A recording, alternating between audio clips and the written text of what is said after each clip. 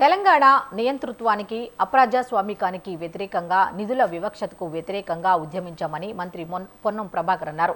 ప్రత్యేక తెలంగాణ సిద్ధించిన తర్వాత సమాజం స్వేచ్ఛగా జీవించాల్సిన అవసరం ఉందన్నారు. అయితే దురదృష్టవశాత్తు తెలంగాణ ప్రభుత్వమే ప్రజలపైన కుటుంబ వ్యక్తిగత విషయాలపై నిఘా పెంచి ఫోన్లు ట్యాపింగ్ చేశారని ఆరోపించారు. చేసిన తప్పును ఒప్పుకోకుండా అనవసరమైన రాద్ధాంతం చేస్తున్నారని పొన్నం అన్నారు.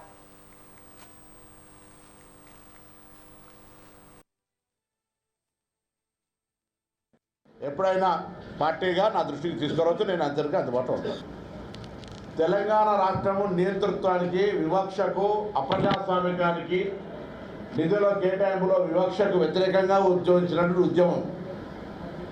తెలంగాణ రాష్ట్రం ఏర్పడ్డ తర్వాత మన తెలంగాణ ప్రజల యొక్క ప్రజాస్వామిక జీవితం నియంతృత్వానికి వ్యతిరేకంగా స్వేచ్ఛగా బతకాల్సినటువంటి అవసరం ఉంది.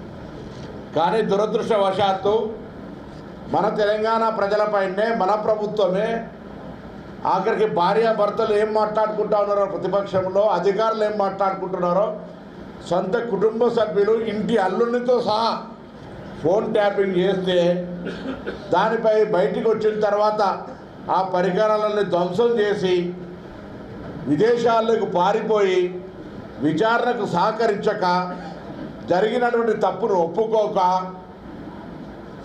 రోడ్డు మీద పడి యాగి చేస్తున్న విధానాన్ని గమనించాలి తెలంగాణ ప్రజలు. ఎప్పుడైనా పార్టీగా నా దృష్టికి తీసుకురావచ్చు, నేను అందరికీ అందుబాటులో ఉంటాను. తెలంగాణ రాష్ట్రము నియంతృత్వానికి, వివక్షకు, అప్రజాస్వామికానికి, నిధుల కేటాయింపులో వివక్షకు వ్యతిరేకంగా ఉద్యమించినటువంటి ఉద్యమం.